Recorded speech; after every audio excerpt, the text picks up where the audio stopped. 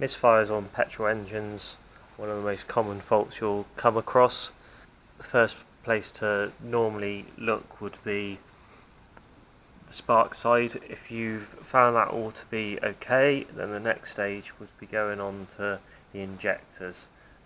Normally the injectors are kind of hidden away either with wiring on top of them or often with an engine cover, but they'll be on the side of the engine, and most likely they'll have connectors that look like this coming out of them. So the first thing and the simplest thing to do is you want to check if the solenoids in them are firing, as in that's what opens and closes the injector to allow fuel into the engine. So the simplest way is to get a 9-volt battery, 2 wires, one to each terminal. No, very ghetto. You've got your 2 bits of bare wire showing. So if you take an ejector cap, normally press the top of the clip, then you'll see inside there's 2 terminals. Doesn't matter which way around the wires go.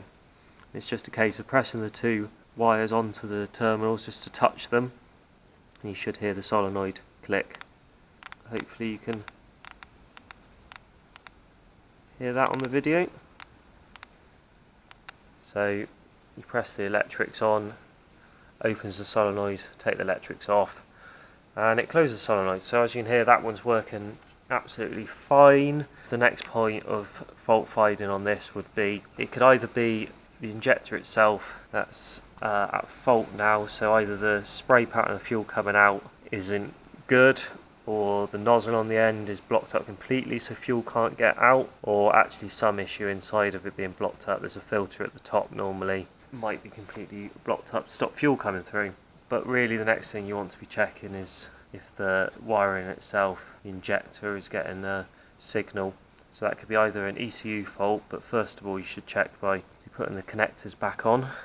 If you start up the engine and run it, if you get a long piece of metal, screwdriver, it's just an extension. If you put it at the base of the injector, run the engine, put your ear on the end of the piece of metal, you'll be able to hear the same click as you did with a battery, but a rhythmic click, click, click, click, click, click sort of speed at idle of the injector firing, and this is just stethoscope. So if you go along all of the injectors separately, you should be able to hear they're all the same, or you should be able to hear that one is noticeably different, either not firing at all or unrhythmic in its action, and then you know that's the one that's at fault.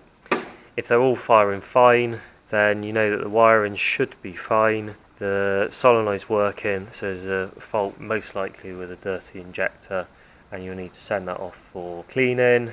You can do it yourself, but I wouldn't normally recommend it for your average DIYer. You're better to get a replacement that's normally cheap in a scrapyard, send off to have them cleaned, which are normally a reasonable price, rather than replacement with a brand new one.